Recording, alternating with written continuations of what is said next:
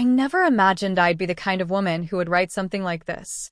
Not because I think I'm innocent, but because for most of my life, I believed I was right. People love clean stories. A hero. A villain. A clear line where everything went wrong. My marriage didn't break like that. It eroded. Quietly. Slowly. With years of silence that looked like stability from the outside. When I stood in that courtroom and asked for half of everything, the company, the ranch, the money, people stared at me like I'd lost my mind. Like I was greedy. Like I was heartless. But no one saw the years that came before that moment. No one saw how much of myself disappeared while Ethan built his empire. And if I'm being honest, neither did he. I met Ethan Walker in a lecture hall that smelled like dry marker ink and burnt coffee. Night classes. Construction management.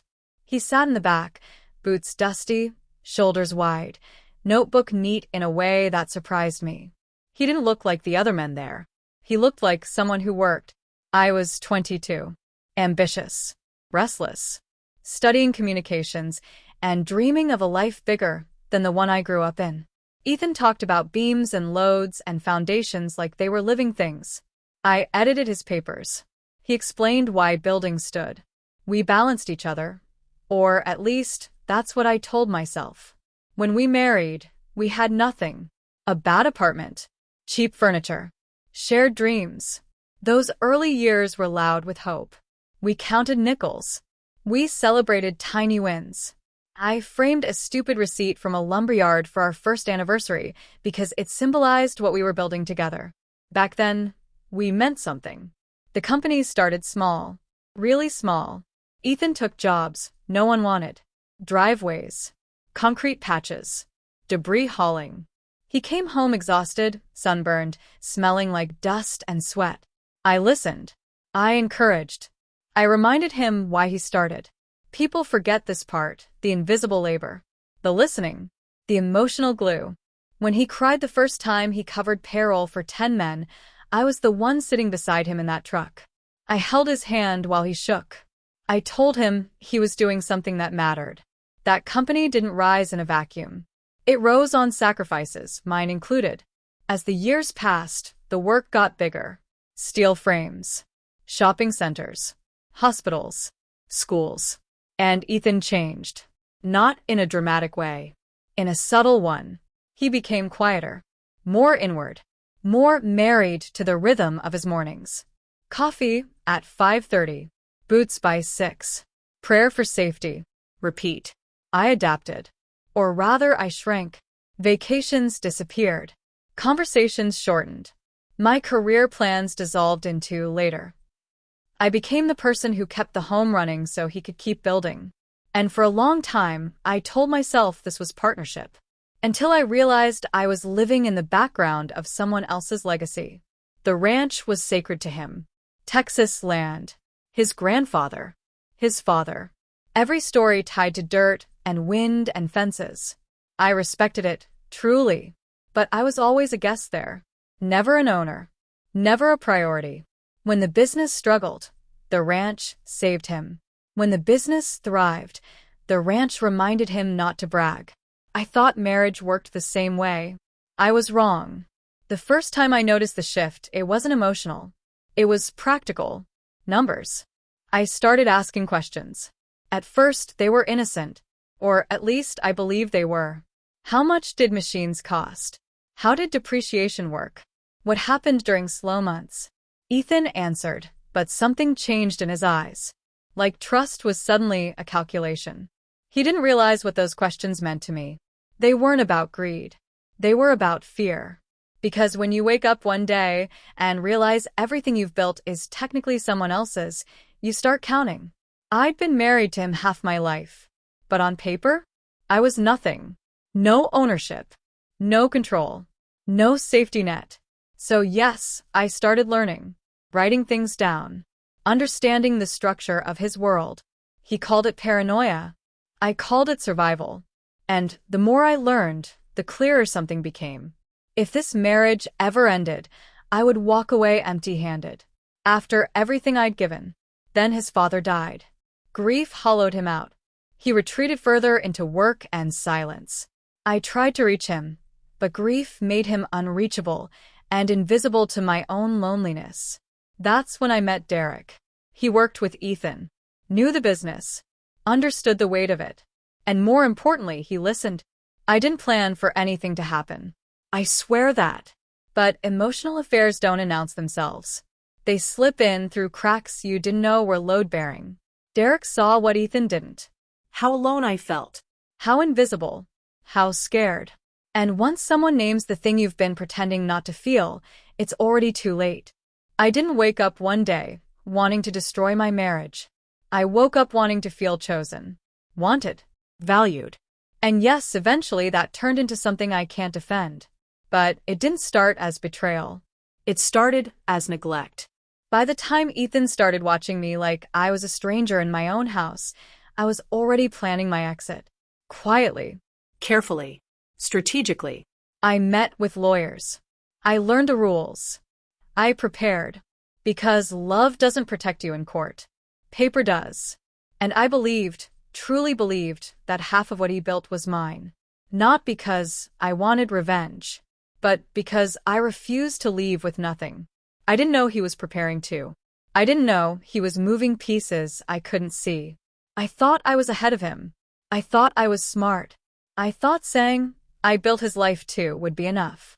I was wrong. But that realization came later. Much later. By the time Ethan started watching me differently, I had already convinced myself I was the smartest person in the room. That sounds cruel when I read it back. But at the time, it felt like survival. When a marriage reaches the stage where silence becomes normal, you don't wake up panicking. You wake up calculating. You start measuring distance instead of closeness. You start planning for the day when we quietly turns into me. Ethan still woke up at 5:30. Still drank his coffee the same way. Still kissed my forehead out of habit. From the outside, nothing had changed. From the inside, everything had. Derek became my anchor in a way I didn't admit to myself. He knew the business, the machines, the contracts, the way Ethan thought. But more importantly, he understood me. Or, at least, he understood the version of me I had become. The woman who put her ambitions on hold. The woman who edited speeches but never gave one. The woman whose value was assumed, never acknowledged. I told myself I wasn't cheating. Not at first. I told myself this was emotional support. A bridge. Something temporary until Ethan and I found our way back to each other. But deep down, I already knew the truth. You don't hide something unless you know it's wrong. I became careful. Phones face down. Calls taken in the hallway. Lunches that ran long. Ethan noticed, of course he did. He just didn't confront me the way I expected. He grew quieter. Sharper. Like a man measuring something invisible. When I saw him standing in his office doorway one afternoon, watching me photograph a document, my heart nearly stopped. I laughed it off. Called him paranoid. It worked, but something shifted in his eyes that day. Something closed. At the time, I thought I'd won that moment. Now I know better. I started keeping notes. Not because I wanted to steal from him, but because I wanted proof of my contribution. I wanted to be ready when the time came. I told myself every wife does this. That understanding finances was responsible. But the truth was uglier. I was preparing for war, while pretending it was housekeeping. The affair became physical the same way everything else in my marriage had happened. Quietly, without fireworks. A hotel near the freeway. Neutral ground. No memories.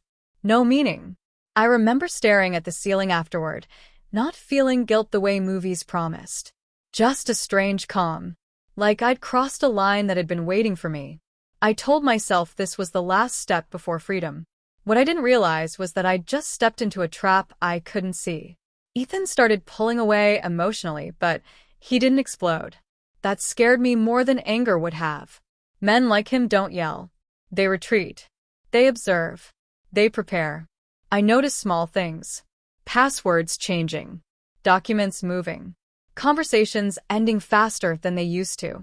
When I asked him what was wrong, he said nothing.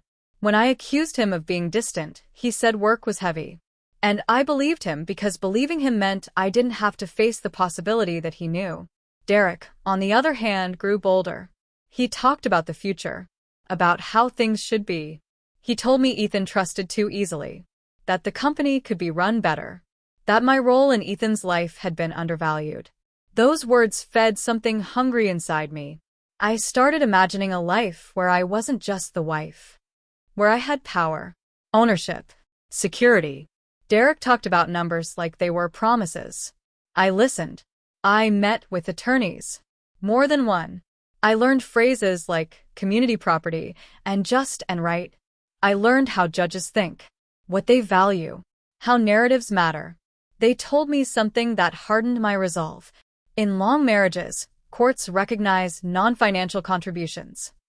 That sentence became my shield. I wasn't taking from Ethan.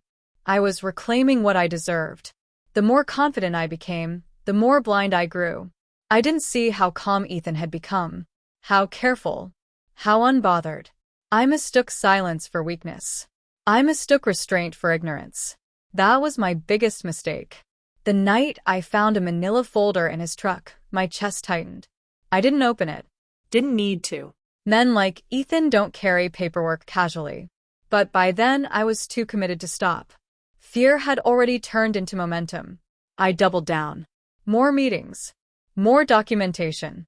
More reassurance from Derek that everything was going according to plan. I told myself Ethan was behind. I was wrong. The day the papers were ready, I felt powerful. Calm. Prepared. I asked for half, not as a threat, but as a statement. The company. The ranch. The money. I believed the law would protect me. I believed fairness would be enforced. I believed Ethan would fight and lose. I didn't expect him to agree. When he said yes in court, my breath caught. For one beautiful, dangerous moment, I felt victorious. I looked at him and thought, he finally understands. I didn't see the folder. I didn't see the judge's expression change. I didn't realize the game had already ended. Not in my favor. The room shifted before I understood why. Papers moved. Faces tightened. The air grew heavy. And then the truth arrived. Quietly, mercilessly. Structures. Trusts. Transfers. Assets I thought were mine evaporated in front of me. The ranch, gone. The machines not his to give. The company, hollowed out legally. I felt something inside me collapse. Not anger. Not grief. Recognition. I wasn't outplayed because I was greedy. I was outplayed because I underestimated the man I married. I thought builders only worked with concrete. I forgot they also understand foundations. And by the time the judge looked at me with something dangerously close to pity, I knew. I hadn't just lost money.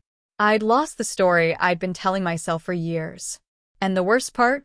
Ethan hadn't raised his voice once. When the judge finished reading, the room felt smaller, like the walls had leaned in to listen. I was still holding the pen. That detail haunts me more than anything else. The ink was fresh.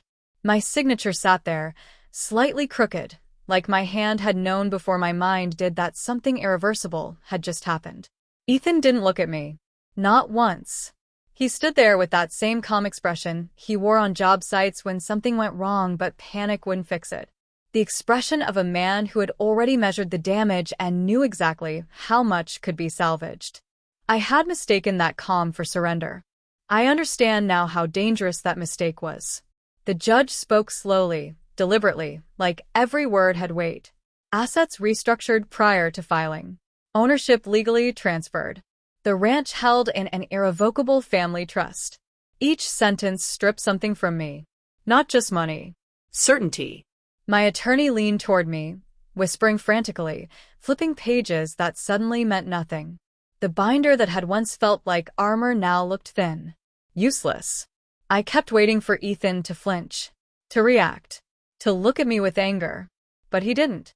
And somehow, that hurt more than rage ever could. The moment that broke me wasn't when I realized I wouldn't get half. It was when I realized how clean it all was. No loopholes. No hidden tricks. No illegal maneuvering. Just preparation. Ethan hadn't cheated the system. He had respected it and used it better than I ever could. When he stood again and calmly offered a settlement, a fraction of what I demanded, the room went silent. I wanted to scream. Instead, I nodded, because the truth had finally cornered me. If I fought him, I would lose more than money. I would lose time. Dignity. What little control I still had. So, I signed. Again. Outside the courthouse, the Texas sun felt cruelly bright. Derek was pacing, phone already in his hand, whispering aggressively into it. His confidence had cracked. I could hear it in his voice. For the first time since I met him, he looked scared. I felt nothing. Not anger. Not comfort. Just distance. That scared me more than his panic. The days after the ruling passed in a blur. People talk about divorce like it's a moment. It isn't. It's a slow dismantling of identity. The house echoed. My phone went quiet. Friends stopped calling. The checks arrived. The money everyone said would set me up. It felt heavier than it looked. Because money without belonging is just a reminder of what you lost. Derek didn't last long after that.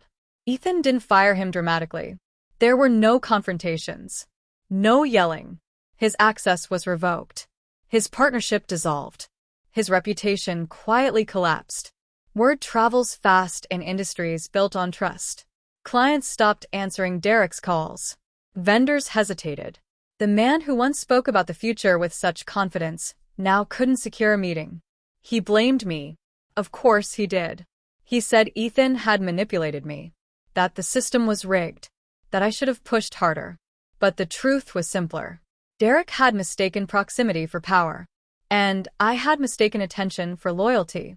One night, weeks later, Derek stood in my kitchen shouting about lawyers and appeals and revenge. I listened. And realized I didn't recognize the man in front of me. He wasn't my savior. He wasn't my partner. He was just another person who thought he could take something that wasn't his. I asked him to leave. He laughed at first. Then he saw my face. And he left.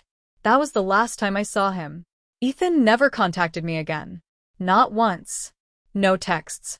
No calls. No closure. At first, that enraged me. How dare he move on so cleanly while I sat with the wreckage? But eventually I understood. Closure is a gift you give yourself. And he didn't owe me one. Months passed. I downsized. Sold furniture. Moved into a place that didn't echo so loudly. I tried dating. Every conversation felt shallow. Every man wanted a version of me that no longer existed or never truly had. At night, I replayed moments I'd dismissed for years. Ethan quietly fixing things without being asked. Ethan listening without interrupting. Ethan trusting without questioning. I had called that boring. I had been wrong. The ranch haunted me most. Not because of the land itself, but because of what it represented. Legacy. Continuity. Something that didn't need applause. I had tried to extract value from something that was never meant to be divided. And in doing so, I had revealed how little I truly understood the man I married. One evening, I ran into Tony, one of Ethan's longtime employees, at a grocery store. He looked surprised to see me. Polite. Guarded. We exchanged small talk. Then, he said something that lodged itself deep in my chest. He's doing good, Tony said. Company's steady. Ranch looks better than ever. I nodded. And for the first time, I felt something close to peace. Not because I was forgiven, but because he was okay. People online love to ask, do you regret it? That's the wrong question. Regret implies a single wrong choice. What I regret is the slow erosion of gratitude. The way I stopped seeing partnership and started seeing entitlement. The way I believed contribution only mattered if it was visible. I didn't lose everything in court. I lost it long before that. I lost it the day I stopped believing quiet effort counted. The day I believed love should come with invoices. The day I mistook strategy for strength. Ethan once told me something years ago, sitting on the porch at the ranch. You don't brag to land, he said. You respect it. I didn't understand then. I do now. Some things aren't meant to be divided, demanded, or defended. They're meant to be protected. I tell this story now not to excuse myself, not to vilify him, but to warn anyone who believes love is a ledger. Because when you start counting what you think you're owed, you stop seeing what you already have. And sometimes, by the time you realize the difference, the foundation is already set, and you're standing on the wrong side of it.